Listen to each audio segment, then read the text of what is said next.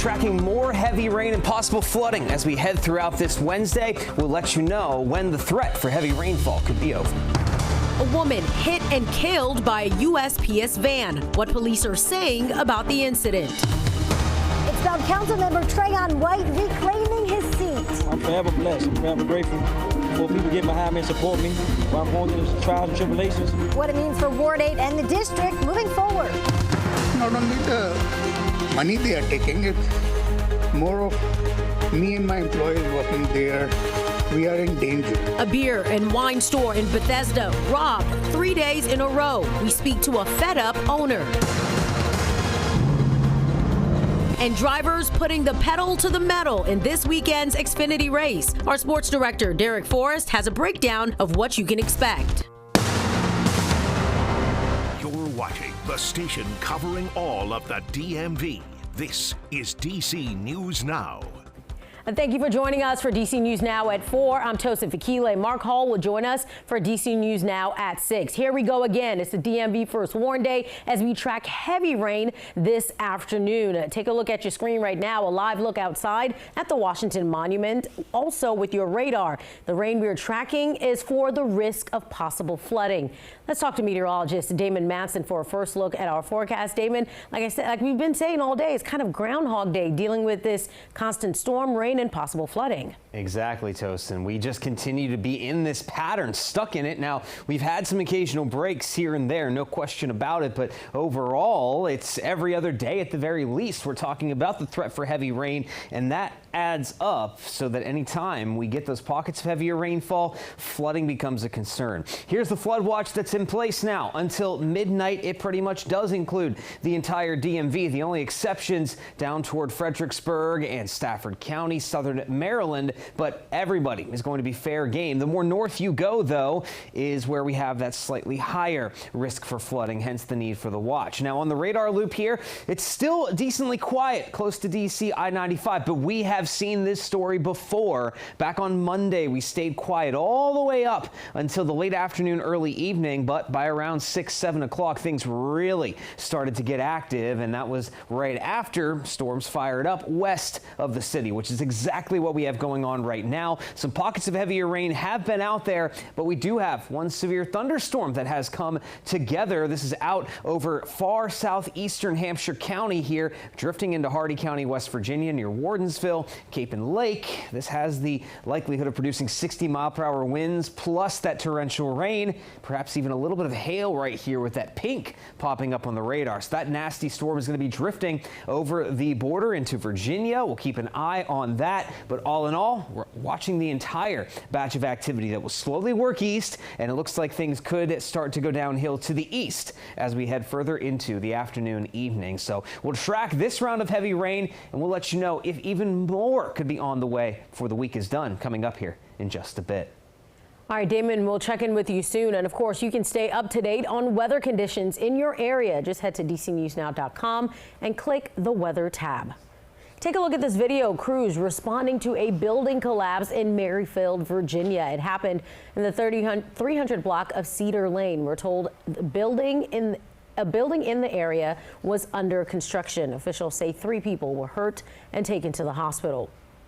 In Montgomery County, a woman is dead after being hit by a USPS mail truck today. It happened on Connecticut Avenue near Pliers Mill Road in front of an Exxon gas station. This is in Kensington. Police say the woman was pinned under the truck. She was taken to the hospital where she died. There's no word on if any charges will be filed. And 9 people injured in a crash involving a pickup truck in Frederick County. It happened this morning on Carriage Hill Drive in Urbana. 2 people were airlifted to a trauma center. DC News Now's Stephen Cohen will have a full report in our next half hour.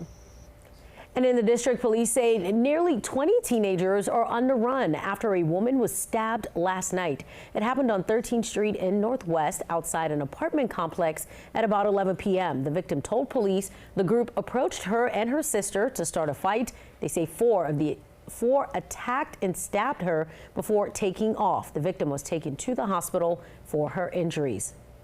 Happening right now in Tennessee, a hearing underway on whether or not a judge will release Maryland man Kilmar Abrego Garcia.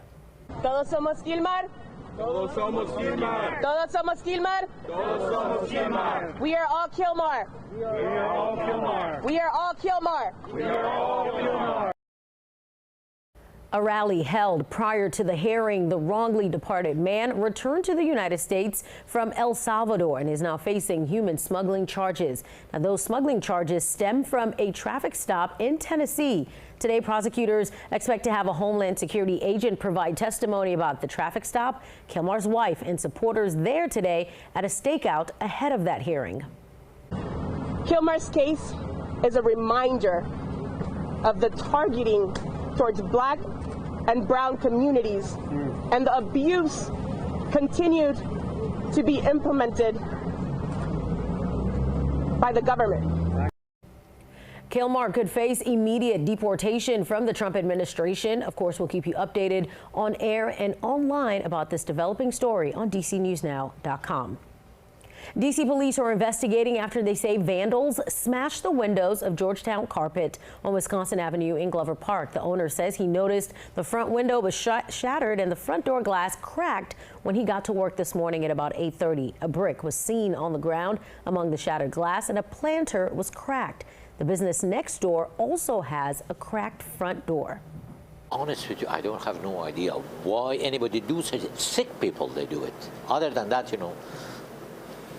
why anybody in the heaven would break the window? I mean, they're not taking anything.